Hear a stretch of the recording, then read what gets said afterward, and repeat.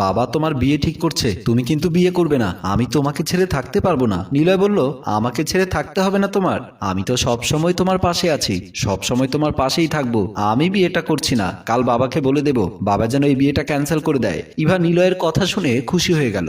খুশি হয়ে নিলয়কে বলল, আমি জানি তুমি আমাকে ঠকাবে না, সব সময় আমার পাশে থাকবে। তখন নিলয় বলল, যদি কোনোদিনও আমার ভাই বিদেশ থেকে চলে আসে তখন তুমি কি করবে? তুমি কি আমাকে ভুলে গিয়ে ভাইয়ার পাশে দাঁড়াবে? ইভা বলল, তোমার ভাই আর ফিরে আসবে না, তোমার ভাই তো বিদেশে গিয়ে বিয়ে করেছে, তাহলে তো তোমার ভাই ওই মেয়েকে নিয়ে সংসার করবে। নিলয় ইভার মুখে ভাইয়ার বিয়ের কথা শুনে কিছুটা ভয় পেয়ে গেল। নিলয় বলল, যদি তুমি শুনতে পাও ভাই বিয়ে করেনি তাহলে তুমি কি করবে? তুমি কি আমাকে ছেড়ে দিয়ে ভাইকে ধরবে? এ কথা বলার পর ইভা বলল, আমাদের মাঝখানে কেন তোমার ভাইয়াকে টানছো বলো তো? আজকের রাতটা আমরা নষ্ট করতে চাই না, তুমি তো কাল সকাল হলেই দুদিনের জন্য বাইরে চলে যাবে, দুদিন আমি তোমাকে ছেড়ে থাকবো কি করে? তাই দুদিনের ভালোবাসা তুমি আমাকে দিয়ে যাবে। কাজের মেয়ে কমলা ওয়াশরুমে যাবে বলে ইভা দরজার সামনে আসে। কমলা বলল, এমন চরিত্রহীন মেয়ে আমি কখনো দেখিনি, তার নিজের দেবরের সাথে কি সব করে যাচ্ছে, স্বামী বিদেশ থাকে বলে স্বামীকে ঠকিয়ে চোখের আড়ালে নষ্টামি করে যাচ্ছে, যেদিন ভাইজান বিদেশ থেকে চলে আসবে সেদিন বুঝতে পারবে। এ কথা বলে কমলা ওয়াশরুমের ভেতরে চলে গেল। পরদিন দিনের বেলায় মোমেন সাহেব ড্রয়িং রুমে বসে আছে। সাইফুল ও তার মা পারুল আক্তার তারা খুব হেসে খেলে কথা বলছিল, কারণ তারা নিলয়ের বিয়ের দিন তারিখ ঠিক করতে এসেছে। মোমেন সাহেব বলল, দেখো বাবা, আমি চাই আমার ছেলের বিয়ে খুব ধুমধাম করে হোক, তাই আমি আমার ছেলের বিয়েতে কোনো কিছু কমতি দিতে চাই না, যেখানে যা খরচ করতে হবে আমি তাই করব, তুমি শুধু বলবে তোমাদের ওখানে কতজন লোকজন আসবে। সাইফুল বলল, আমাদের পরিবারে তো অনেক লোকজন আছে, সবাই তো আমার বোনের বিয়েতে আসবে, সব মিলে 300 জন লোক হতে পারে। মোমেন সাহেব বলল, 300 জন কেন, যদি 1000 লোক হয় আমি অনুষ্ঠানের কমতি রাখবো না। এমন সময় ড্রয়িং রুমে আসলো ইভা আর নিলয়। ইভা তার শ্বশুরকে বলল, বাবা, আপনার ছেলে নিলয় কিছু বলতে চায়। মোমেন সাহেব বলল, হ্যাঁ, আমি তো নিলয়ের কথা শুনবই, তার আগে তুমি বলো তোমাদের বাড়ি থেকে বিয়েতে কজন লোক আসবে? এমন সময় নিলয় বলল, এই বিয়েটা আমি করছি না। নিলয়ের মুখে এমন কথা শুনে সবাই অবাক হয়ে দাঁড়িয়ে গেল। মোমেন সাহেব বলল, আমি তোমার বিয়ের দিন তারিখ ঠিক করছি, আর এখন তুমি বলছো বিয়ে করবে না? নিলয় বলল, হ্যাঁ বাবা, আমি এই বিয়েটা করছি না, তুমি ওনাদের না করে দাও। এ কথা বলে নিলয় ড্রয়িং রুম থেকে বেরিয়ে আসলো। ইভা দাঁড়িয়ে থেকে মোমেন সাহেবকে বলল, বাবা, নিলয় যখন বিয়েটা করতে চাচ্ছে না তাহলে জোর করে নিলয়কে বিয়েটা দিয়েন না। এ কথা বলে ইভা ঘর থেকে বেরিয়ে গেল। তখন সাইফুলের মা পারুল আক্তার বলল, বাড়িতেই যদি বউ থাকে তাহলে বিয়ে করার দরকার কি? আমার মনে হচ্ছে আপনি এক বউ দিয়ে আপনি আপনার 2 ছেলেকে রাখতে চাচ্ছেন। এমন কথা শুনে মোমেন সাহেব কোনো জবাব দিতে পারলো না। মোমেন সাহেব মাথা নিচু করে দাঁড়িয়ে রইল। সাইফুল বলল, আমাদের অপমান করা আপনার একদম উচিত হয়নি, আমাদের যেভাবে আপনি অপমান করলেন একদিন এমন ভাবে আপনি নিজেও অপমানিত হবেন। এ কথা বলে সাইফুল আর তার মা ড্রয়িং রুম থেকে চলে আসলো, আর মোমেন সাহেব লজ্জায় মাথা নিচু করে সোফাতে বসে পড়ল। মোমেন সাহেবের কি আর করার ছিল, ছেলে বাবাকে অপমান করলো। রান্নাঘরে কাজ করছে ইভা। এমন সময় নিলয় গিয়ে ইভাকে জড়িয়ে ধরলো, খাবার টেবিল গোছাতে এলো।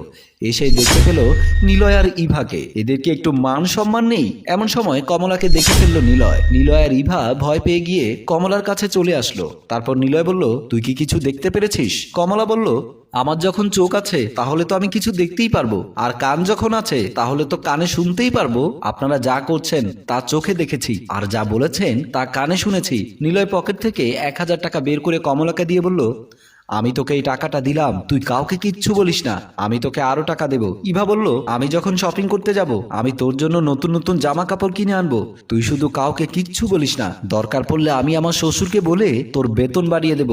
কমলা বলল, আমি গরিব হইতে পারি কিন্তু আমি টাকার বিনিময়ে বিক্রি হইব না, আপনারা যা কিছু করেছেন কাউকে বলবো না, আপনারা আপনাদের কাজ চালিয়ে যান, তবে একটু সাবধানে থাকবেন, কারণ দেয়ালেরও কান আছে, কখন যে কে দেখে ফেলে তখন বাঁচতে চাইলেও বাঁচতে পারবেন না। এ কথা বলে কমলা সেখান থেকে চলে গেল। নিলয় বলল, অনেক বাঁচা বেঁচে গেলাম। ইভা বলল, এই কাজের মেয়েকে বাড়িতে রাখা যাবে না, এই মেয়েকে বাদ দিয়ে নতুন কাজের লোক রাখতে হবে। এত কিছু হবার পরেও ওদের একটুও লজ্জা নেই। ইভার স্বামী বাহার মজুমদার হঠাৎ একদিন কাউকে কিছু না বলে চলে এসেছে। বাহার দরজায় কলিং বেল দিতেই দরজা খুলে দিল বাহারের সুন্দরী বউ ইভা। ইভা বাহারকে দেখে রীতিমতো অবাক হয়ে গেল। বাহার মজুমদার ইভাকে জিজ্ঞেস করলো, কেমন আছো তুমি? এতদিন পরে আমি তোমার কাছে এলাম, খুশি হওনি? ইভা কোনো কথা না বলে ঘরের ভেতর ঢুকে পড়ল। বাহার বুঝতে পারল না কেন ইভা তার সাথে এমন করলো? বাহার ভেবেছিল বাহারকে দেখে অনেক খুশি হয়ে যাবে, কিন্তু এখানে বিপরীত কিছু হলো। তারপর বাহার মন খারাপ করে ঘরের ভেতর ঢুকে পড়লো। ড্রয়িং রুমে মন খারাপ করে বসে আছে বাহার মজুমদার। বাড়িতে তার জন্য কোনো গুরুত্ব নেই। এত বছর পর বিদেশ কাটিয়ে দেশের মাটিতে এসেও কোনো সম্মান পাচ্ছে না। পরিবারের কোনো লোক তার সাথে ভালো ব্যবহার করছে না। এইসব ভাবতে ভাবতেই ড্রয়িং রুমে প্রবেশ করলো বাহারের বাবা মোমিন সাহেব। বাহারের বাবা মোমিন সাহেব বাহারের পাশে বসে বলল, আমি ভেবেছিলাম আমি আমার দুই ছেলেকে নিয়ে একটু ভালো থাকবো। আমি আমার স্বপ্ন ঠিকই দেখেছিলাম, কিন্তু আমি আমার স্বপ্নকে ধরে রাখতে পারিনি। আমার স্বপ্নটা কেন ভেঙে দিলি বাবা? বাহার মজুমদার বলল, এতদিন পর আমি বিদেশ থেকে এসেছি, তোমরা কেউ আমাকে দেখতে পাচ্ছ না কেন? কি এমন করেছি বাবা বলবে? আমি এই সংসারের ভালোর জন্য এত বছর বিদেশ থেকেছি, কত কষ্ট হয়েছে, তবু এখানে আসিনি। মোমিন সাহেব বলল, তুই বিদেশের মাটিতে গিয়ে অন্যায় করে ফেলেছিস, তার শাস্তি তুই পাচ্ছিস। এমন সময় ড্রয়িং রুমে আসলো কাজের মেয়ে কমলা। কমলা বলল, ভাইজান কি অন্যায় করেছে? অন্যায় করে যাচ্ছে আপনার বাড়ির বউ। মোমিন সাহেব বলল, কি বলছিস কমলা? তুই আমার বউয়ের নামে বদনামি দিতে পারিস না। আমার বৌমা এই সংসারে অনেক কষ্ট করেছে, তবু এই বাড়ি থেকে কখনো বের হয়নি। এমন সময় কমলা বলল, আপনার বাড়ির বউ নাটক করেছে, আপনাদের সবাইকে ঠকিয়ে আপনার ছোট ছেলের সাথে অবৈধ সম্পর্ক করেছে। এমন কথা শুনে মোমিন সাহেব আর বাহার মজুমদার রীতিমতো অবাক হয়ে গেল। বাহার মজুমদারের মনে হলো সে যেন ভুল শুনেছে। বাহার বলল, আমার বউ এমনটা হতে পারে না। কমলা বলল, যদি আমার কথা বিশ্বাস না হয় তাহলে আপনি আপনার ঘরে গিয়ে দেখুন। তারপর বাহার কোনো কথা না বলে বাহারের রুমের দিকে চলে গেল। নিলয় বাহারের ডাক শুনে ভয় পেয়ে গেল, কিন্তু ইভার চোখে মুখে কোনো ভয় দেখা যাচ্ছিল না। ইভা সৎসাহস নিয়ে দাঁড়িয়ে আছে। ইভা নিলয়কে বলল, কি হলো? তোমার তো ভয় পাওয়ার কোনো কারণ নেই, আসো বিছানায় আসো। বাহার বলল, একটুও লজ্জা করছে না তোমার? আমি তোমার স্বামী, তোমার সামনে দাঁড়িয়ে আছি, আমার সামনে তুমি নোংরামি করে যাচ্ছ। ইভা বলল, কেন লজ্জা করবে? তুমি যদি আমাকে রেখে বিয়ে করতে পারো তাহলে আমি নোংরামি করতেই পারি। বিয়ের কথা শুনে বাহার অবাক হয়ে গেল।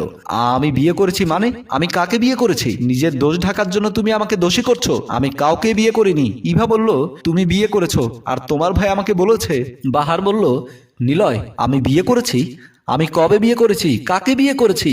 নিলয় চুপ হয়ে দাঁড়িয়ে রইল। নিলয় কোনো কথা বলছে না। ইভা বলল, নিলয় চুপ করে দাঁড়িয়ে আছো কেন? তুমি তোমার ভাইকে বলো, তুমি আমাকে বলেছো তোমার ভাই বিয়ে করেছে। বাহার ইভা এত কিছু বলছে, তবুও নিলয় কোনো কথা বলছে না।